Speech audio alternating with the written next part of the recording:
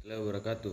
Ya baik, saya akan mempresentasikan hasil PowerPoint saya, yaitu pendidikan kesehatan di tempat kerja, mata kuliah pendidikan kesehatan sekolah.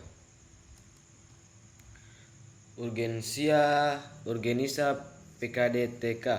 Sejarah singkat. Menurut Gustave 1996 dalam Nato Mojo 2010, pada abad ke-18, Bernardino Ramazzi membuktikan bahwa penyakit para prakerja tambang disebabkan oleh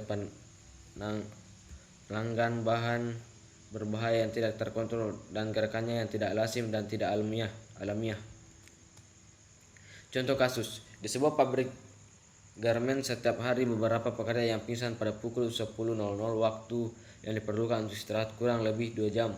Kondisi ini lebih jelas mengganggu produktivitas perusahaan.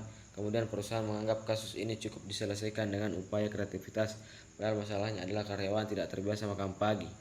Sementara upaya yang selama ini dilakukan hanya upaya kuratif untuk menyembuhkan gejala sehingga tidak menyelesaikan masalah yang ada. Tujuan perkembangan selanjutnya dari kasus ini adalah munculnya ilmu baru, yaitu promosi atau pendidikan kesehatan di tempat kerja. Kegiatan yang bertujuan untuk menurunkan angka penyakit akibat kerja. Tema kegiatan tingkat 1, pemberian informasi. Dilakukan berbagai strategi untuk memberikan informasi kesehatan pada pekerja, misalnya dengan mengandalkan pameran, menyediakan leaflet, dan lain-lain. Tujuannya untuk memancing minat atas topik kesehatan tertentu. Tingkat kedua, penjajakan risiko kesehatan. Mengidentifikasi masalah kesehatan pada pekerja saat ini dan masa yang akan datang. Bentuk kegiatannya misalnya pemeriksaan kesehatan secara rutin dan berskala. Biasanya seseorang akan mengalami perubahan perilaku pada saat mengetahui bahwa dirinya memiliki faktor risiko penyakit tertentu. Oleh karena itu sangat penting pemberian informasi mengenai faktor risiko terhadap masalah kesehatan yang dihadapi. Tingkat 3, pemberian resep. Memberitahu pekerja mengenai faktor risiko yang teridentifikasi dan apa yang harus dilakukan. Memberikan layanan konseling bagi pekerja agar berperilaku sehat sehubungan dengan faktor risiko yang teridentifikasi. Tingkat 4, menciptakan lingkungan yang mendukung.